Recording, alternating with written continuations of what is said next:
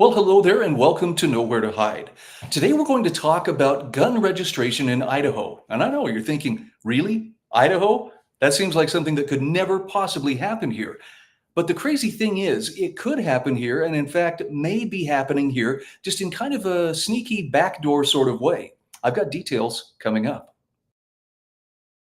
Press club or bias all media, newspaper, radio. To be completely blunt here, Brian, and there are plans to expand indoctrination. That's right. Well, Idahoans are also concerned. Horror shot. That line would be moving a little bit farther west. I'm like crying. Nobody wants to see dark money is influencing policy in our state. Well, that's not how this works.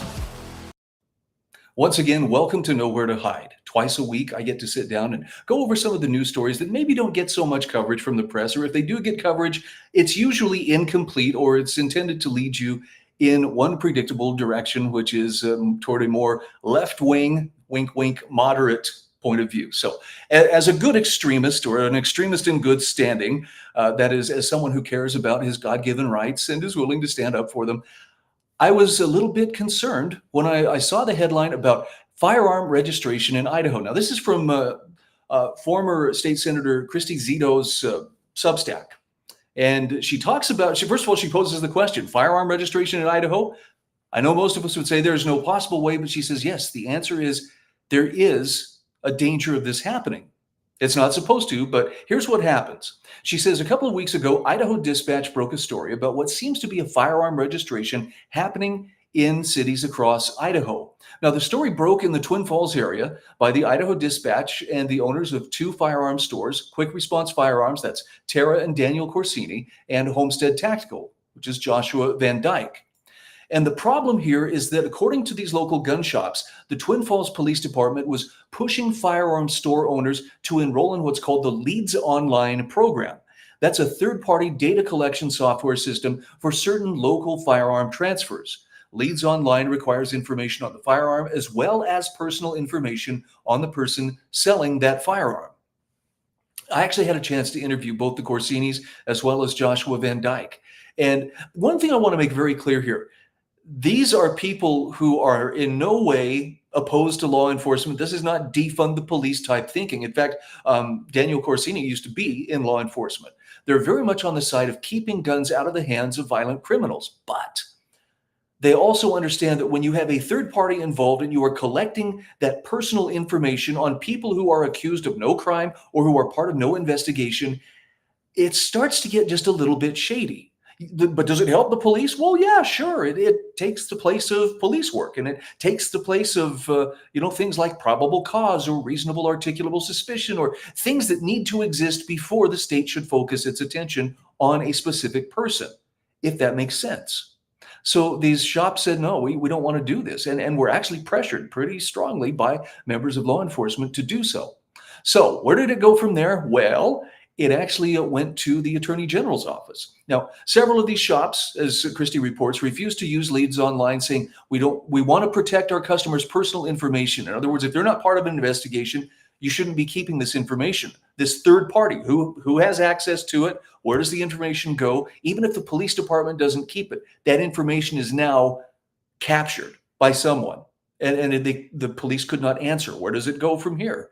And so they pushed back against this, saying, look, we don't believe in firearm registration. If you were trying to do a backdoor registry, this would be a good way to do it, whether that was the intent or not. Now, Senator Glenita Zuiderveld submitted an inquiry to Idaho's Attorney General, Raul Labrador, and his office responded saying local police cannot keep firearm registries or lists in Idaho, which is against the law. So let's go to the Idaho Dispatch. First of all, this is where the story first broke, and congrats to Greg Pruitt for being on top of this. Again, mainstream media, if they were to comment on it all, would be like, well, gun rights nuts think that somebody's spying on them. But they would definitely give it short shrift and feel like this in some way, it was unjustified to have any concern. So Greg says the AG's office has weighed in after receiving that email from Senator Zuiderveld, and it says local police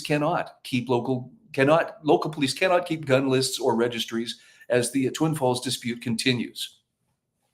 So let's go into the story just a little bit here. And again, this is from the Idaho Dispatch. In an email to Senator Glenita Zuiderveld of Twin Falls, Chief of Staff Phil Skinner from the AG's office cites an Idaho code passed in 2023.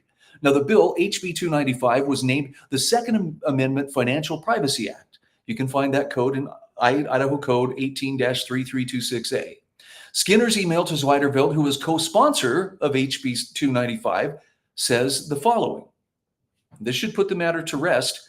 The Idaho Attorney General says state law prohibits law enforcement from keeping a list of firearms or firearms owners unless those records were part of a criminal investigation or prosecution. In other words, somebody just selling a firearm on consignment or something like that, that does not constitute a criminal suspect activity. And so police really don't need that information. But let's go to the actual email from the Attorney General's office. Regarding your inquiry below, we have jurisdiction over this issue. The statute, which was passed in 2023, is Idaho Code 18-3326A. The relevant portion states, except for those records kept during the regular course of a criminal investigation and prosecution, or as otherwise required by law, a state government entity or local government may not knowingly and willfully keep or cause to be kept any list, record, or registry of privately owned firearms, or any list, record, or registry of the owners of those firearms. I mean, that's pretty plain. It goes on to say that the Attorney General may investigate alleged violations of this section. Statute says this, and if we find a violation, we're supposed to provide written notice and an opportunity to correct it. Now, if it's not corrected, then the Attorney General's office shall pursue an injunction. Now, at this point, the individual responding from the Attorney General's office says, because the AG has a responsibility to investigate this matter, I'm reluctant to provide a legal opinion addressing the specifics of this Twin Falls matter for you at this time. I think that's actually a very judicious, diplomatic way of dealing with it. Now, Twin Falls Police Department, the chief actually responded and wanted people to know, we want to make it unequivocally clear that the Twin Falls Police Department is not now, nor has it ever been, interested in creating a local registry of gun owners. Now, notice the scare quotes there, registry. Whether that's what it constitutes or not, again, if it's not a registry, it's missing a really good opportunity because this information is being taken, it's being kept, and if not by the police department, then by who? See, this is a question that still hasn't been answered. The chief says, we're deeply offended by any accusation that we are anti-Second Amendment or that we have proposed any type of gun registry. Our goal is simple: to prevent stolen firearms from being sold within our city while respecting the rights of law-abiding citizens. We value the input of our community and are dedicated to working together to find solutions that enhance public safety without infringing on individual rights. Now, I'm sure the chief means very well here, but the bottom line is, if you're taking that information, if you're keeping that information, you are creating a de facto registry. Okay, good intentions, the declaration, we're for the Second Amendment. That's great, but you shouldn't have that information in the first place. Yeah. Does it create a few more steps when you're trying to track a stolen firearm? Absolutely. It requires your police officers to do police work, to do the investigative work, to meet those legal standards of probable cause before you go after somebody. So, sorry, but this is one of those cases where, notwithstanding, we've never advocated for this. Nobody said that you did advocate for it. But what you're doing constitutes a collection of information that shouldn't be yours to collect or keep or turn over to somebody else to keep. Can you see the difference? Tyranny doesn't come in all at once. It creeps in on cat's feet and sometimes little baby steps. This is one of those baby steps, and it needed to be called out. All right. Christy Zito says, look, I'm proud of those gun owners and especially QRF and Homestead Tactical gun shops for standing up for the right to keep and bear arms. Our rights are only protected when citizens stand up and fight. And again, I want to reiterate, having talked personally with these individuals who are involved, they are not anti-government extremists in any regard. They are responsible citizens and business owners, but they're also looking out not just for their own rights, but for the rights of their customers as well. Okay, you're never going to find a way to push back against government encroachment without somebody going, hey, that's not right. But sometimes it has to be done. And I would echo Christy Zito's words, thank goodness for individuals who would do this. Now, she says the Attorney General's opinion confirms that local government agencies' requirement to turn over private information about citizens and their firearms is against the law. And I'd also like to just point, again, the pressure that was brought to bear on these shops when they said, look, I don't know if I want to sign up for this Leads Online registry, this Leads Online program. They were told, well, we may have to come back. We might have to come file charges against you. That's arm twisting and threatening that really should not be taking place. And again, it casts a little bit of doubt on, the police chief's declaration. Oh, you don't want to do anything here that would constitute a registry. Yeah, but your officers, your detectives are pushing pretty hard to get people signing up for it. Now, Christy Zito says, moreover, the AG's opinion clearly says gun shops cannot even voluntarily turn over this information, as the records kept by any Idaho police agency violate Idaho law and the Second Amendment.